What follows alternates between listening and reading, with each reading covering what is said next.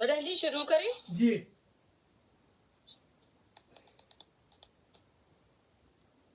सर्वप्रथम महाकरुण तथागत सम्यक संबुद्ध परम पूज्य बोधिसत्व बाबा साहेब आम्बेडकर, परम पूज्य बोधिसत्व देंगे ऐसे साइचो जी, उनको मेरा पंचांग प्रणाम।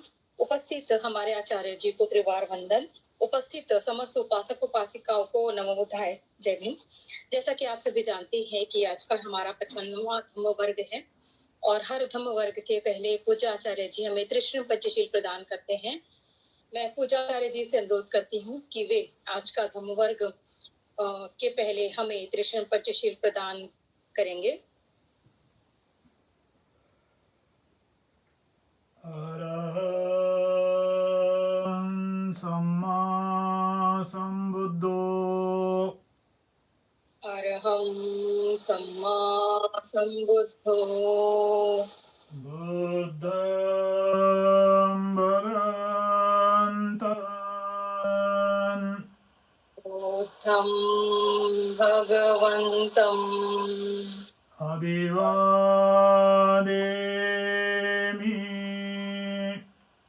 अभिवादेमि। साक्षातो भगवता धम्मो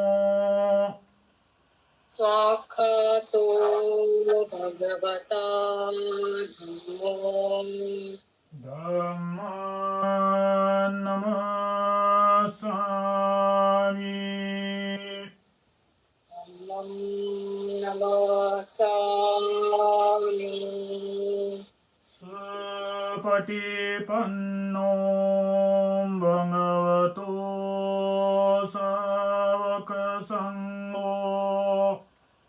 सुपटिपन्नो भगवतो सावकसङ्गो सङ्घं नमामि।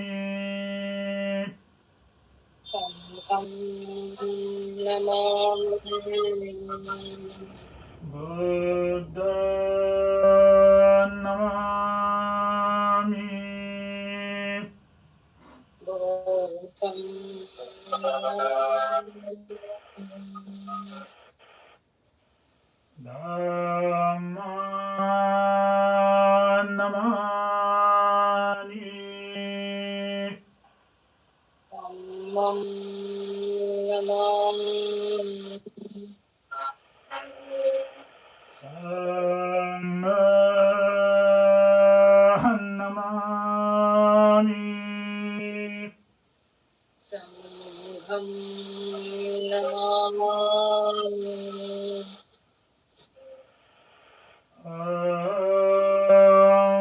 वन्दामि सर्वदा। अहं वन्दामि सर्वदा। नमो तस्सः भगवतो अरहतो सम्मा सम्बुद्दस्स। नमो तस्सः भगवतो सम्मा सम्बुद्दस्स। नमो तस्सः भगवतो अरहतो सम्मा सम्बुद्दस्स। नमो तस्सः भगवतो अरहतो सम्मा सम्बुद्दस्स। नमो तस्सः भगवतो अरहतो सम्मा सम्बुद्दस्स। नमो तस्सः भगवतो अरहतो सम्मा सम्बुद्दस्स। बुद्धं शरणं गच्छामि। बुद्धं शरणं गच्छामि। धम्मं शरणं गच्छामि शरणं गच्छामि संघं शरणं गच्छामि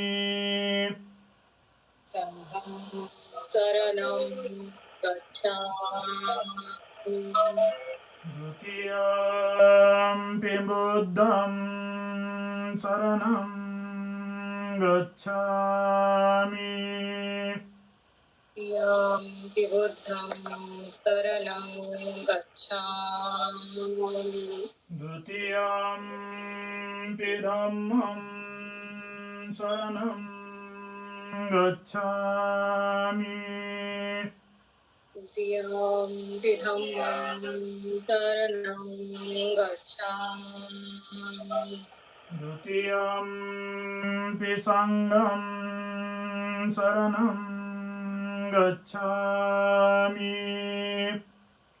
तृतीयम्पि सङ्घं शरणं गच्छामि तृतीयम्पि बुद्धं शरणं गच्छामि तृतीयम्पि बुद्धं शरणं गच्छामि तृतीयम्पि धम्मं शरणं गच्छामि तृतीयम्पि धम्मं शरणं गच्छामि तृतीयम्पि सङ्घं शरणं गच्छामि तृतीयम्पि सङ्घं शरणं गच्छामि पानातिपाता वीरमणि सिक्खापदं समादयामि पानातिपाता वीरमणि सिक्खापदं समादयामि अदिन्नदाना वीरमणि सिक्खापदं समादयामि अदिन्नदाना वीरमणि सिक्खापदं समादयामि कामेषु मिच्छाचारा वीरमणि सिक्खापदं समादयामि कामेषु मिच्छाचारा वीरमणि सिक्खापदं समादयामि मुसावादा वीरमणि सिक्खापदं समादयामि कामेषु मिच्छाचारा वीरमणि सिक्खापदं समादयामि सुरामेरयमज्जपमादटाना वीरमणि सिक्खापदं समादयामि पुरामेरमज्जपमादठाना वीरमणि सिक्खापदं समादयामि सब्बपापस्य अकरणं सर्वपापस्करणं कुशलस्य उपसम्पदा कुशलस्य उपसम्पदा सचित्तपर्योदपनम् सचित्तपर्योदपुनम् एतं बुद्धानशासनम् एतं बुद्धानुशासनम् साधु साधु साधु साधु साधु साधु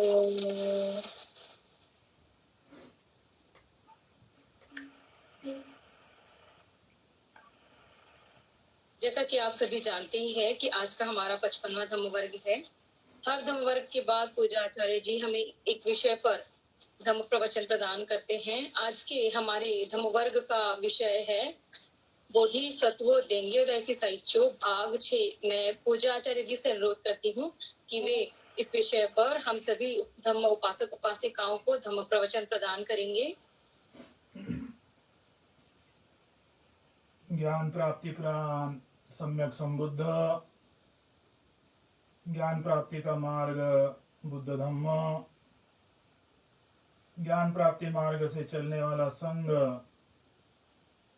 इन त्रिरत्न को पंचांग प्रणाम।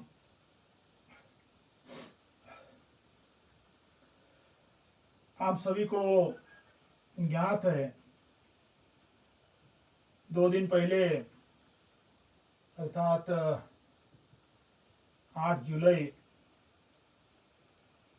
जापान में एक दुनिया को हिलाने वाला घटना घटा है। दुनिया भर के मीडिया ने प्रकाशित किया,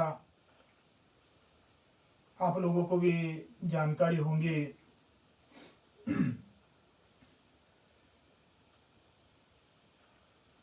जापान के माजी प्राइम मिनिस्टर शिंजो आबे जी, अभी जापान में आज इलेक्शन का दिन है, तो उस इलेक्शन के लिए चौक में खुले जगह में भाषण दे रहे थे और उस भाषण के वक्त एक अपराधी ने उनके पीछे से आकर गोली मारकर हत्या कर दी। मैं और पंयामी तसंग या इस प्रवचनमाला में शामिल आप सभी के ओर से जापान के माजी ex prime minister Shinzo Abe ji, इनको श्रद्धांजलि देता हूं और साथ ही साथ कड़े शब्द में आलोचना भी करता हूं। भारत में भी एक दिन का राष्ट्रीय शोक घोषित किया गया था और ये भारत या जापान की बात नहीं, दुनिया के तमाम देशों में कोने कोने में शिंजो आबे जी के प्रति श्रद्धांजलि शोक अर्पित की गई। कुछ ही दिन पहले 1-2 महीना हो गया होगा, शिंजो आबे जी जापान में ऑफिशियली तौर पर भारत और जापान का मैत्री बढ़ाने हेतु से एक संस्था है जिसका नाम है द जापान इंडिया एसोसिएशन। ये एसोसिएशन सदियों से चलती आ रही है और ये एसोसिएशन एक ऑफिशियली तौर पर भारत और जापान के संबंध को ऑफिशियली तौर पर मैत्री के रूप में साकार करने हेतु से सदियों से द जापान इंडिया एसोसिएशन ये अस्तित्व में है। और 1.5-2 महीने पहले ही शिंजो आबे जी इस संस्था के अध्यक्ष चुने गए थे। इस संस्था के माध्यम से भी, और वो प्राइम मिनिस्टर थे या उस पद को त्याग भी दिए तो भी उनका जीवन का बड़ा हिस्सा भारत और जापान के मैत्री के लिए बहुत बड़ा योगदान सहयोग रहा है, तो उनको मैं धन्यवाद भी देता हूं। कभी कोई हमें जापान के बारे में, जापान के विशेषता के बारे में पूछते हैं कि जापान की विशेषता क्या है, जापान की स्पेशलिटी क्या है। जापान की स्पेशलिटी बहुत कुछ होगी, लेकिन ऐसे प्रश्न के वक़्त हम ये जवाब देते हैं कि जापानी लोग ये बहुत काइंडनेस है, दयालु है, और जापान का निसर्ग भी और नगर बस्ती भी, रास्ते, ये सब बहुत ब्यूटीफुल है, सुंदर है। और साथ ही जापान एक सुरक्षित देश है। कई देशों में ये डर देखा जाता है कि अंधेरा हो गया तो आदमी को घर के बाहर निकलना, पुरुष हो, स्त्री हो, बालक हो, बालिका हो, उन्हें घर के बाहर निकलना मुश्किल हो जाता है, क्योंकि कब कहां कैसी घटना घटेंगी, किस तरह का अपराध कहां कैसे घटेगा, ये पता नहीं होता है। लेकिन जापान एक ऐसा देश है कि यहाँ रात को कितने भी बजे, कितना भी अंधेरा हो, एक कोई आदमी अकेला घूमता फिरता भी रहता है तो उसे वो डर नहीं रहता कि कोई मुझे मार देगा, कोई मुझे, मेरे ऊपर हमला कर देगा। मेरा जो मार्ग है ये सुरक्षित नहीं है, ये भावना आज तक जापान में या जापानी समाज में, जापान के लोगों में थी नहीं। हर किसी में यही भावना थी कि ये देश सुरक्षित है। लोग गर्व से कहते थे कि जापान, ये देश, हमारा ये देश दुनिया में सबसे सुरक्षित देश है। इस देश में घटने वाली घटना, अपराध, ये मिनिमाइज है, शून्य तो नहीं है लेकिन मिनिमाइज है। इस तरह गौरव से सुरक्षित कहलाने वाले जापान में इस तरह की अपमानजनक घटना हुई, ये साहजिक है कि इस देश में इस तरह की घटना होना ये दुनिया को आश्चर्यजनक करने वाली बात है, दुनिया को हिला देने वाली बात है, दुख भरी बात है, आलोचना करने लायक की बात है। जहां ये घटना घटी, मैं जहां रहता हूं, वहां से 50-60 किलोमीटर की दूरी है। जस्ट नागपुर और भंडारा की दूरी। यहाँ रहते वो जगह हमारे लिए कोई दूर की बात नहीं है। तमाम दोस्त मित्र भी उस बस्ती में रहते हैं, जिसमें से एक ऐसे मित्र हैं जो कि कुछ वर्ष पहले महासमाधि भूमि में भी पधारे थे। उनकी लड़की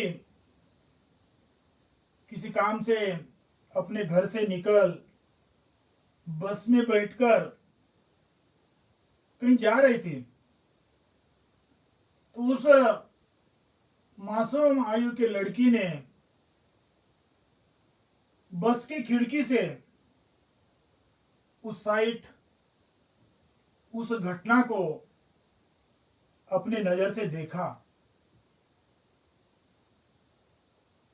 घटना के 2 ही दिन हो गए, इसके लिए मैं उस लड़की से अभी तक मिल नहीं पाया, लेकिन इस तरह की घटना को अपने नजर के सामने देखते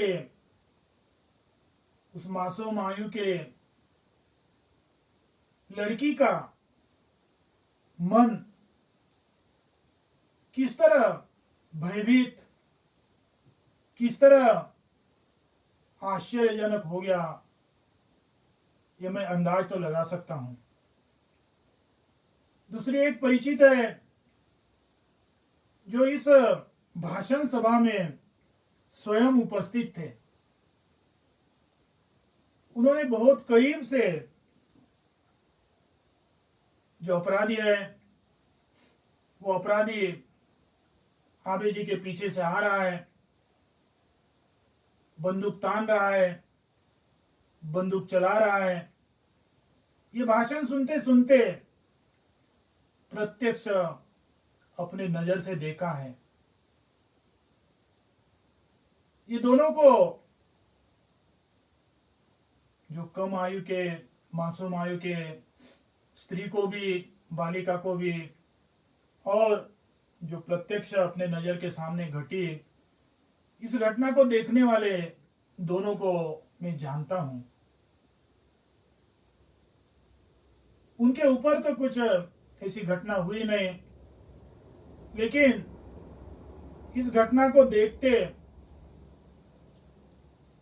उनका मन या उनका तन किस तरह भयभीत हो गया होगा, किस तरह चंचल हुआ होगा, किस तरह डर गया होगा, ये मैं भी और आप भी अंदाज लगा सकते हैं। घटना के तुरंत बाद अपराधी को मौके पर ही तुरंत गिरफ्तार कर लिया गया। अपराधी गिरफ्तार होने के कारण बहुत जल्दी क्यों इस ये घटना घटी, वो अपराधी ने इस तरह का कदम क्यों उठाया, उसकी सच्चाई जल्द ही सामने आएंगी। 2 दिन में तो कुछ सच्चाई सामने आने को भी लगी है। शायद भारत में भी मीडिया में जो सामने आई, उस सच्चाई के बारे में प्रकाशित किया जा रहा होगा, और उस प्रकाशन के माध्यम से आप लोगों को भी जानकारी होंगी कि वो अपराधी ने इस तरह का, जापान में तो ऐतिहासिक अपराध है, इस तरह का ऐतिहासिक अपराध क्यों किया, ये बहुत जल्द सामने आ जाएगा। सामने आ जाएगा का मतलब है कि लोगों के दिमाग में, लोगों के दिल दिमाग में ये भावना निर्माण होगी कि मामला सुलझ गया। अपराधी ने जो अपनी भावना प्रकट किया, उस भावना के माध्यम से सच्चाई सामने में आ गई। संबंधित जो अधिकारी है, उन्होंने उस अपराधी के भावना का विश्लेषण किया, घटना, मामला सुलझ गया।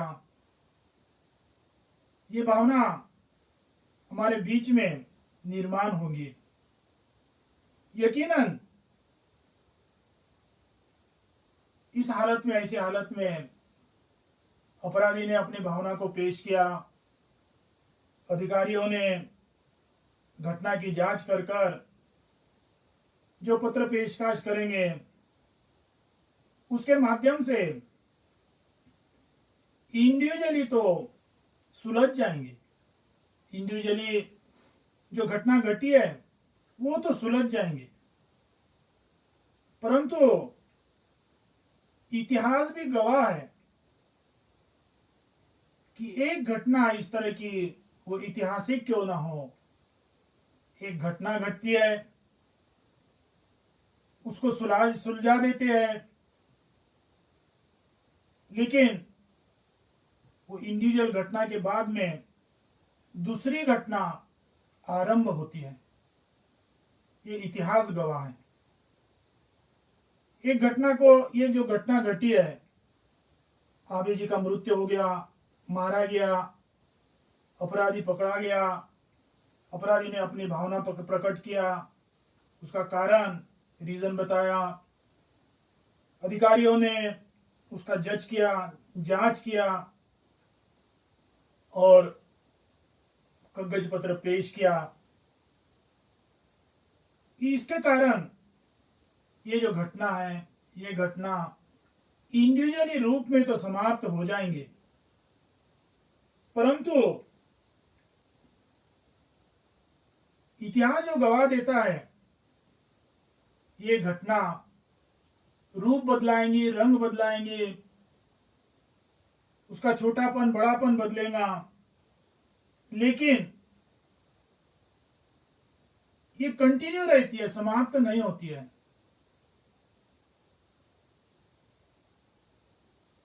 इसलिए जो घटना घटती है, उस घटना को इंडिविजुअली तौर पर हल करना ये बहुत जरूरी है।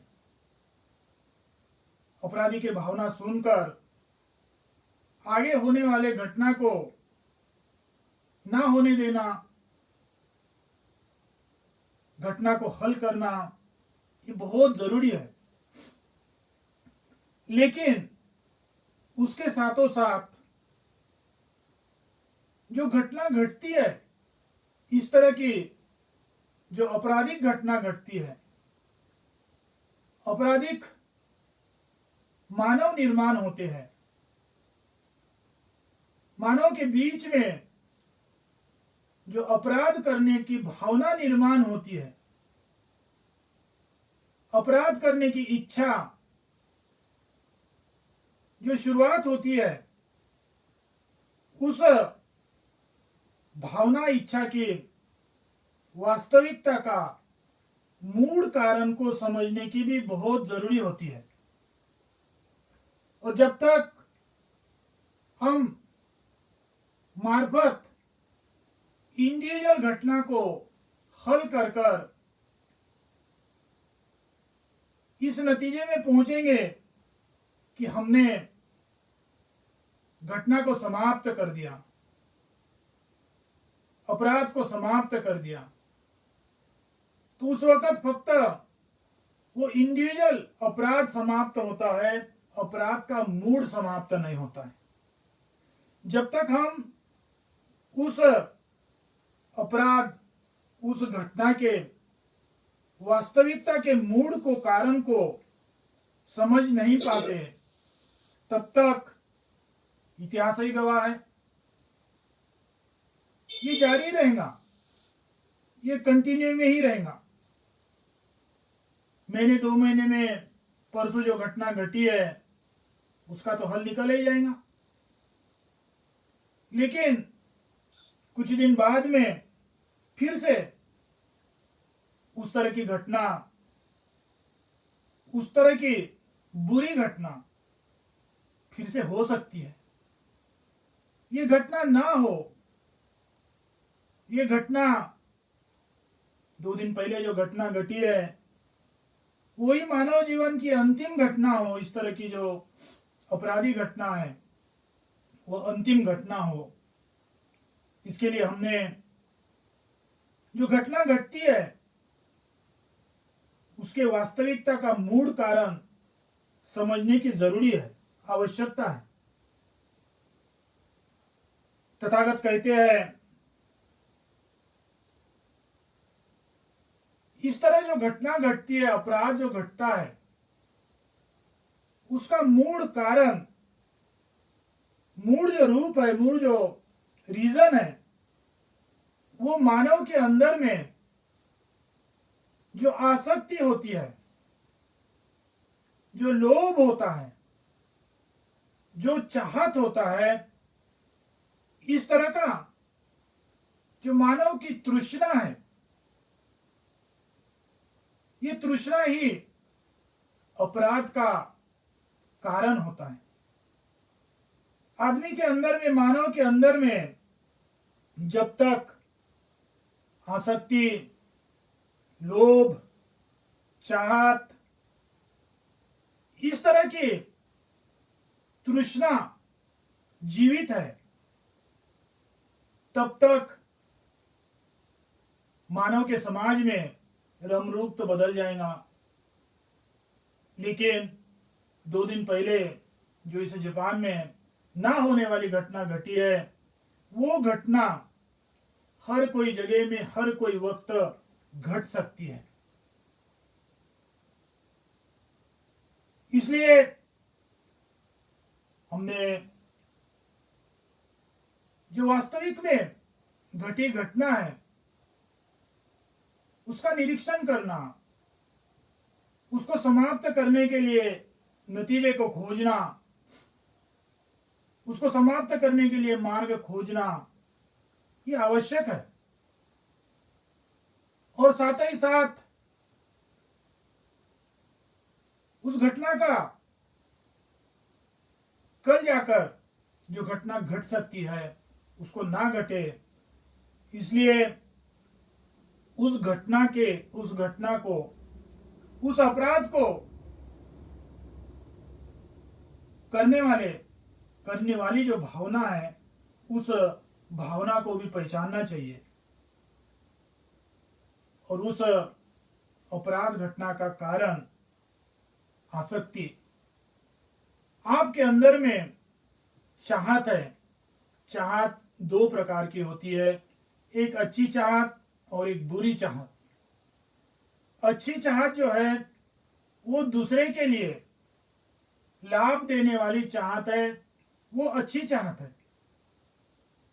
बुरी जो चाहत है, वो चाहत दूसरे को नुकसान पहुंचाने के पश्चात दूसरे के सुख दुख को अंधा नजर कर मार्फत स्वयं के ही लाभ को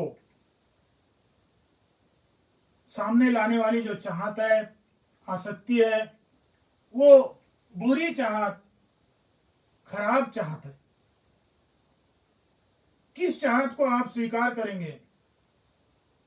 पराया के लिए आपका जीवन, पराया को मंगलमय जीवन दे रहा, उस चाहत को भी आप स्वीकार कर सकते, या दूसरे का जीवन को अंधा नजर कर मार्फत अपने चाहत को सक्सेस करने के लिए जीने वाली चाहत भी चाहत हो सकती है।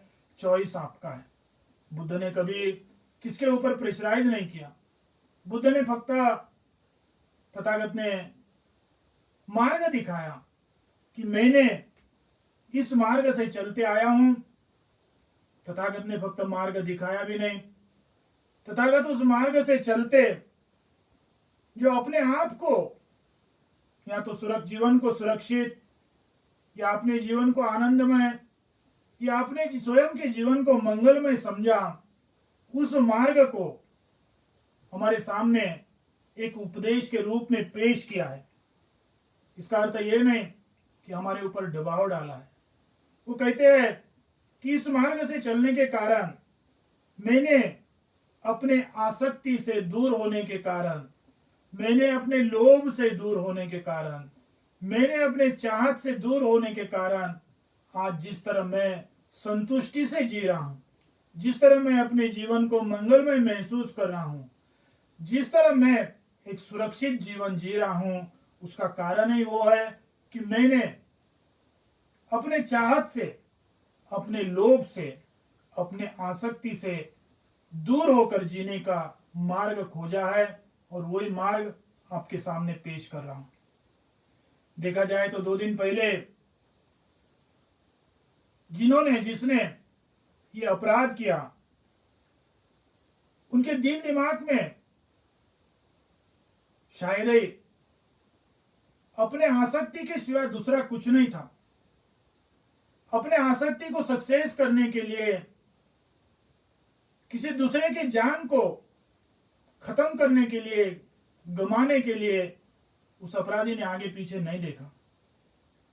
अपने लोभ को, अपने चाहत को ही उसने महत्व दिया और उस अपने चाहत लोभ को महत्व देने के लिए, उस अपने लोभ चाहत को सक्सेस करने के लिए दूसरे किसी के जान को लेने से भी आगे पीछे नहीं देखा। उस अपराधी के जीवन में, उस अपराधी के मन में, दिमाग में थोड़ी सी भी आसक्ति से दूर होने की इच्छा, लोभ से दूर होने की चाहत होती तो आज एक जापान के इतिहास में काले शाही से लिखा जाने वाला घटना नहीं घटा होता। लेकिन उस अपराधी के जीवन में से ना तो आसक्ति समाप्त हुई, ना वो लोभ या चाहत से दूर हो पाया। इसलिए इस तरह की बहुत बड़ी बड़ी दुखी घटना घटी है। हर कोई घटना को अंजाम देता है तो उसका कारण होता है। 2 दिन पहले एक किसी अपराधी ने एक्स प्राइम मिनिस्टर के जान लिया। इस घटना का भी उस अपराधी के अंदर में कारण होगा, रीजन होगा, परंतु वह घटना किसी के तन हो या मन हो, दुख त्रास पहुंचाती हो तो वह अपराध है। घटना का रीजन तो दूर हो जाता है, लेकिन रीजन किसी तरह का हो, उसके अंदर में, वो अपराधी के अंदर में रीजन क्या होगा क्या नहीं होगा, लेकिन उस घटना के कारण किसी का जान गया, किसी के मन को ठोस पहुंचा, तो वो रीजन किसी काम का नहीं है, वो घटना अपराध हो जाती है।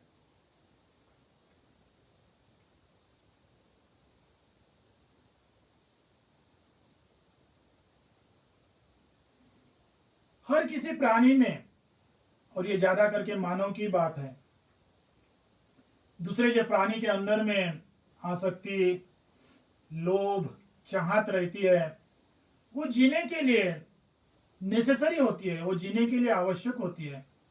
भोजन करना,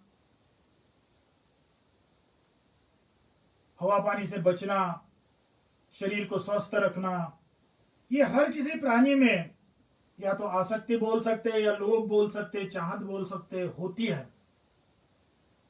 वो जीने के लिए आवश्यक आसक्ति होती है, लोभ होती है, चाहत होती है। लेकिन मानव एक ऐसी जीवन है कि जो जीने के लिए आवश्यक है, नेसेसरी है, उससे भी बढ़कर, उससे भी आगे 5-10 कदम बढ़कर चाहत होती है, आसक्ति होती है, लोभ होता है। आपको भोजन मिलता होगा, आपको वस्त्र मिलता होगा, आपको 4 दीवार मिलती होंगी, छत मिलती होंगी, ये नेसेसरी है। आपके शरीर को स्वस्थ रखना ये आवश्यक है। लेकिन इसको छोड़कर जो आपके अंदर में आसक्ति होंगी, इसके छोड़कर आपके अंदर में लोभ होगा, चाहत होगी, तो वो अननेसेसरी है। और इस तरह के जो आपराधिक घटना घटती है, वो आपराधिक घटना ज्यादा करके जीवन के लिए अननेसेसरी, जीवन से हटकर जीने के लिए जो जरूरत नहीं है, उस आसक्ति के कारण, उस लोभ के कारण या उस चाहत के कारण ही निर्माण होती है। और इस तरह के घटना को अंजाम देने के लिए तथागत का महान उपदेश है। उस उपदेश को हमने अपने जीवन में उतारने के लिए, अपने हर कदम में उतारने के हेतु से ये प्रवचन माला जारी है। आप तथागत ने जो दिया उपदेश, आपके अंदर में जो अननेसेसरी चाहत है, जो अननेसेसरी लोभ है, वो फिर कभी आर्थिक भी हो सकता है, कभी दौलत का हो सकता है, कभी शौलत का हो सकता है, या और भी किसी रंग रूप का हो सकता है। वो सभी आसक्ति, वो सभी लोभ, चाहत, इच्छा से दूर रहना, और दूर रहने के कारण आप अपने जीवन में घट सकती है उस अपराध से दूर रह सकते हैं। आप जब तक अपने आसक्ति से, अपने चाहत, अपने लोभ से अटैच में हैं, तब तक 2 दिन पहले जो जापान में ना होने वाली घटना घटी, जिस घटना के कारण दुनिया हिल गई, जिस घटना के कारण दुनिया चकित हो गई, जिस घटना के कारण दुनिया डर गई। डर इसलिए गई कि जापान जैसे सुरक्षित देश में भी ऐसी घटना घट सकती है जो जिस देश को सुरक्षित नहीं समझा जाता है, वो देश में क्या नहीं हो सकता। जापान में 2 दिन पहले घटी वो घटना कुछ दिनों के बाद, कुछ महीने के बाद में उसका अंजाम, उसका जवाब तो जरूर मिलेगा, उसका कारण तो जवाब खोजा जाएगा। लेकिन इस तरह जो घटने वाली घटना है, इन घटना को मूड से, रूट से समाप्त करना है, तो आज दुनिया को तथागत सम्यक संबुद्ध गौतम बुद्ध ने जो उपदेश दिया है कि अपने तृष्णा से दूर हो जाओ, अपने आसक्ति से दूर हो जाओ, अपने लोभ से दूर हो जाओ, अपने चाहत से दूर हो जाओ, इस तथागत के महान उपदेश को दुनिया को स्वीकार करना होगा। जब तक हम अपने आसक्ति से दूर नहीं होंगे, जब तक हम अपने लोभ से, अपने चाहत से दूर नहीं होंगे, तब तक रंग रूप बदलकर इस तरह की घटना घटते ही रहेंगी। 2 दिन पहले जापान में यह घटना घटी। हफ्ता 10 दिन पहले अमेरिका शिकागो में एक किसी आदमी ने बंदूक से कई लोगों की जान ले लिया। उसके पहले भी कहीं ऐसी घटना घटती ही आई है। आज हम ये यकीन से किसी को बता नहीं सकते कि कल इस तरह की घटना नहीं घटेगी, लेकिन हम जब दुनिया के सामने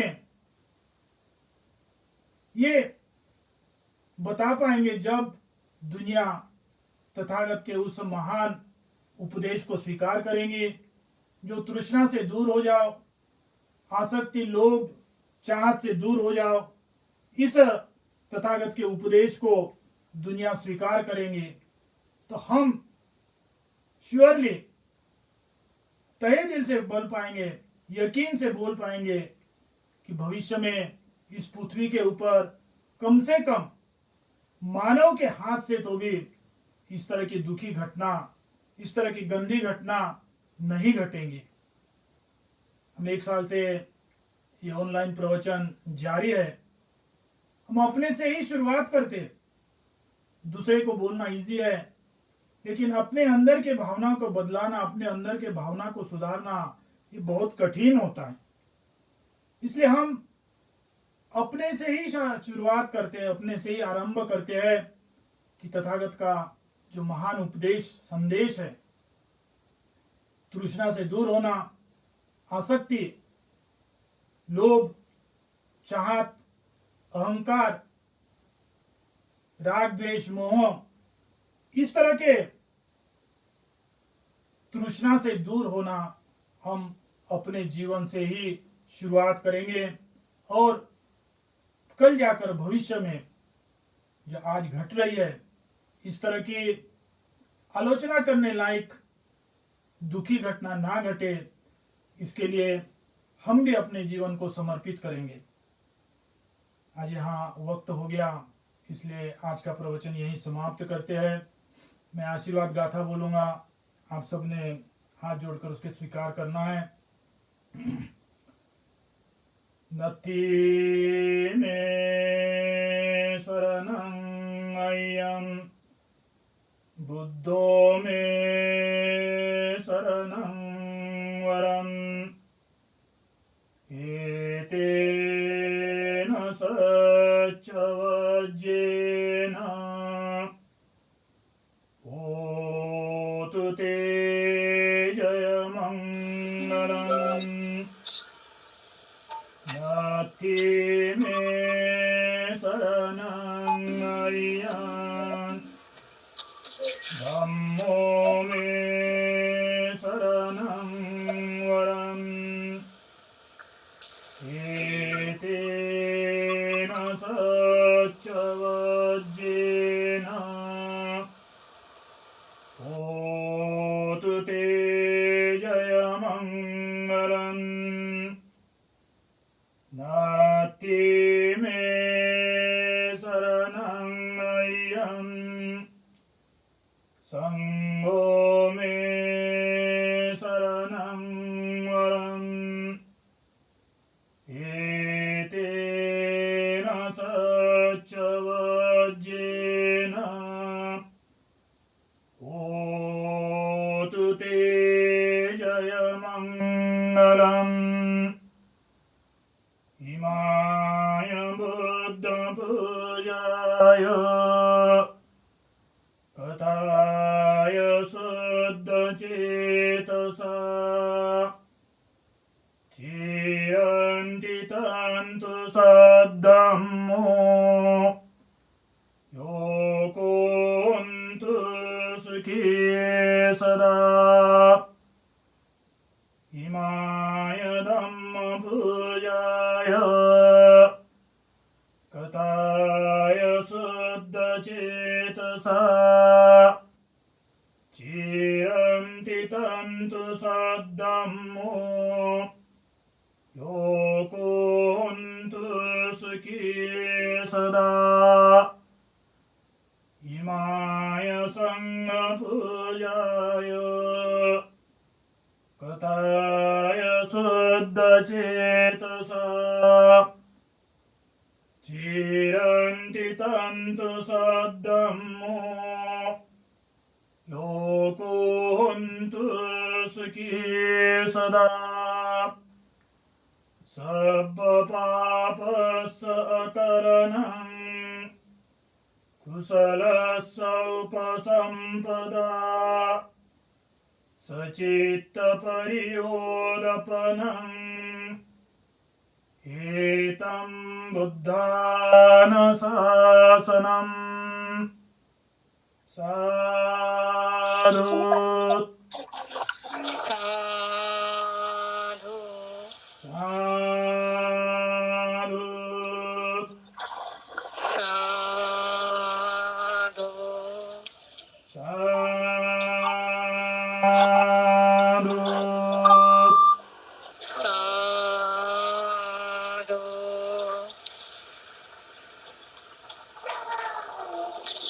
इसी प्रकार आज का ये हमारा धम्म वर्ग यहीं समाप्त होता है। अगले धम्म वर्ग में फिर उपस्थित होंगे।